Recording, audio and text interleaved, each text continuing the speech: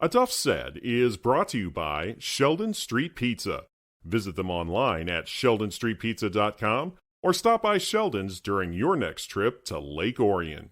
Sheldon Street Pizza, the official pizza of A Duff Said. And by Fourth Coast Cider Works. Quality craftsmanship, quality hard cider. You can check them out online at fourthcoastciderworks.com or come get a can or a howler at their Canterbury Village location.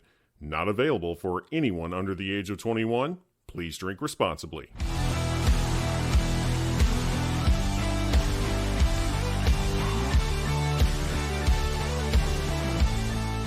You are coming off a solid road win against Michigan Tech. Another good day for your defense. You guys shut out the Huskies in the second half and held them to 176 yards of total offense and just 2 scores. I posted this on Twitter the other day. No team has been able to score more than 14 points in a game against your defense so far this season. What has this start meant for your players on defense? Obviously, it's exciting. I thought we had a really good defense a year ago, and so we had a lot of guys back from that defense, and so it's a well experienced and a veteran group, and so they're highly motivated, and they really play for each other, and I think that's the key to it all, and so they just kind of taken it to another level this year. Your offense also came to play this past Saturday. Isaiah Malcolm had 174 yards rushing, and he scored 2 touchdowns. Something else I've noticed about you guys, this start that you've been on, this 4-0 start that you guys have put together so far, it seems like each week you got a new guy that's showing up for you on offense or defense and making a big impact for you. This week it was Isaiah. How thrilled have you and your guys and your staff been that you guys have been able to really balance your offensive attack and not have to rely on just one guy? Oh, yeah, obviously that's critically important. We do have a lot of weapons, and we've utilized all of our weapons in each one of our games. It's just been, we haven't had to showcase, one guy or another guy. We've spread the wealth, and so Tyler Amos has been a really productive running back for us, and he kind of, tweaked his ankle, and so we kept him out because we didn't want that to get any worse. And so Isaiah had to shoulder a little bit more of the load than he has in the previous weeks, and so he obviously took advantage of that and had a big day. He is a grad transfer, so he is a senior. He's a transfer from University of Penn.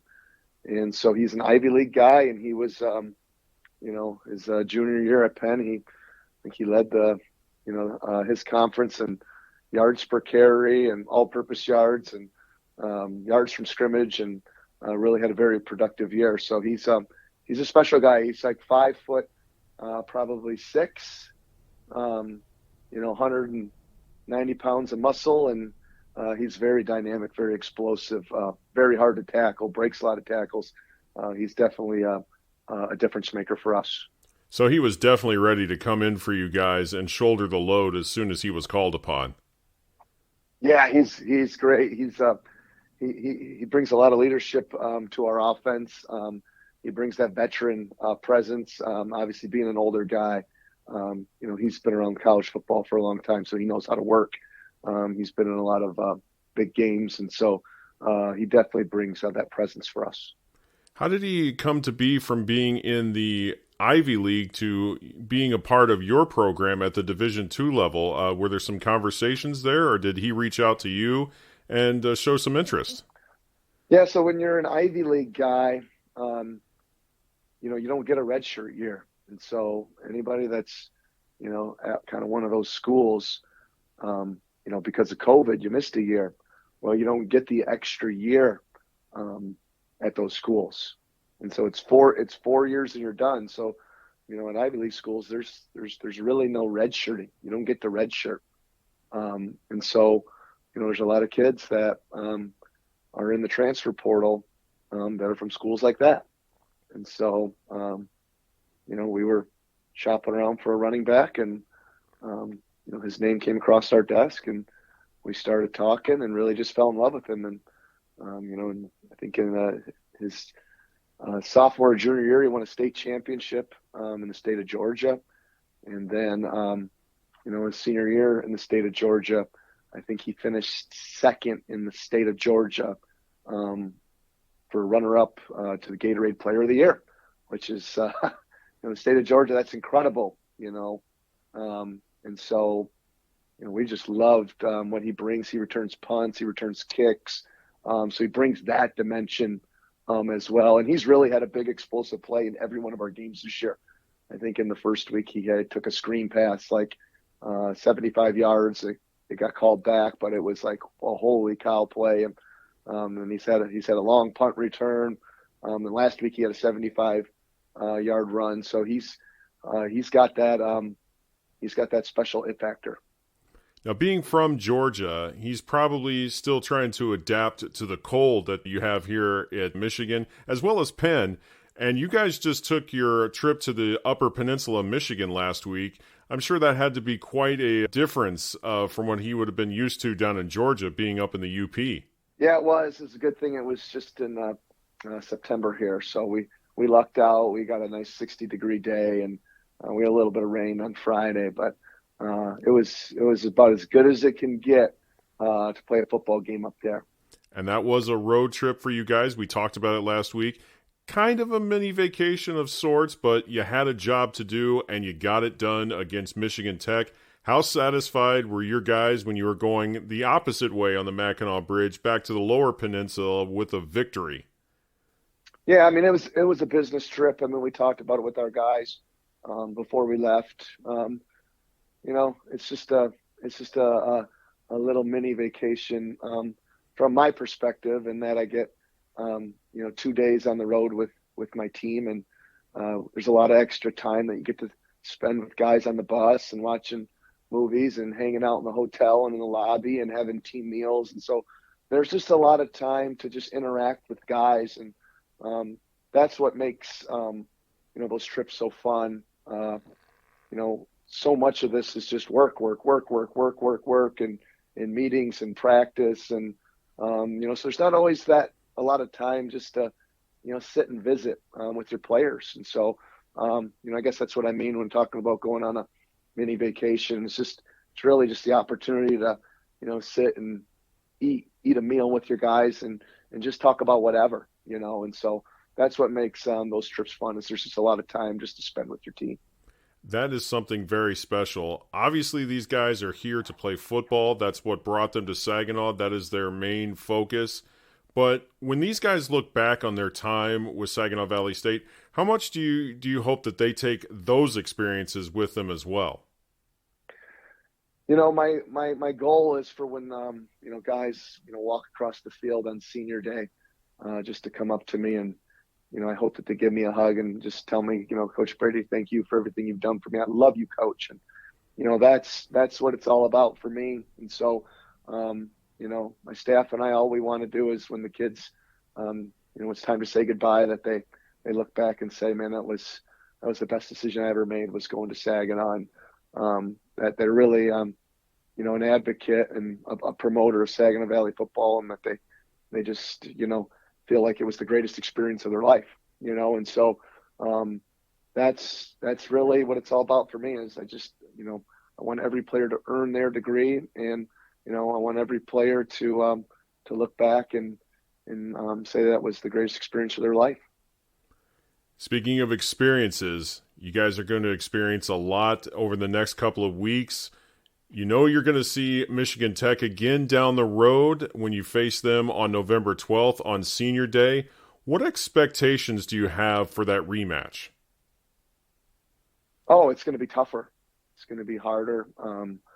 It's whenever you play someone, a second time or a third time, it's just you just have a better sense of your opponent, and you understand what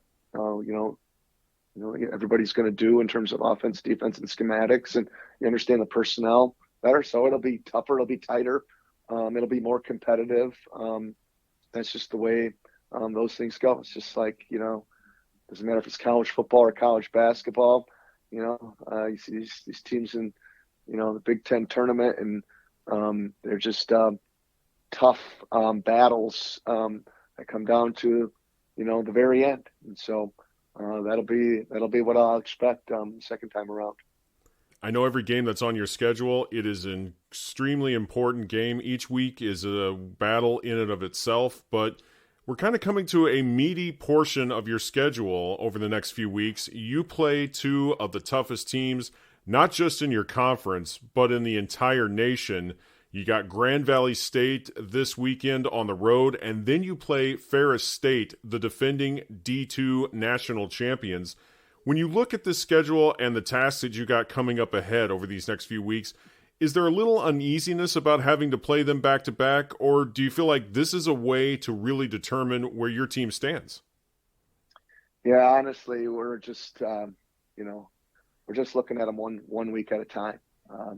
And that's just been our approach from the beginning. And our greatest opponent is ourselves, and so, we feel like the only team that can beat Saginaw is Saginaw. And that if we play our best, we feel like, we can beat anybody. And so that's really, what it's all about for us. It's just a nameless, faceless opponent week after week here. So you can't get too caught up in your schedule and looking ahead. I mean, we have no control over our schedule and how, our league determines who we play and when we play and where we play. And so, honestly, our schedule's been extremely tough from the beginning. We had, Bowie State was the 9th ranked team come to our place. And then the very next week, you got to go and be on the road and play, your crosstown rival in Northwood in the Axe Bowl, which is, the biggest game of the year for us. And then you got to follow that up by, getting on a bus and going 11 hours and going to play a team, Michigan Tech, all the way up there at their place, who beat us the year before. So, it don't matter. I just keep going down the line in terms of our schedule. And, we talked about it in camp. There was, it doesn't matter how many games we win. There's not going to be any time to sit back and enjoy any of them, because it's just going to be on to the next one. There's just big game after big game after big game. And so, for us, it's a one game season every week. It's just one game at a time.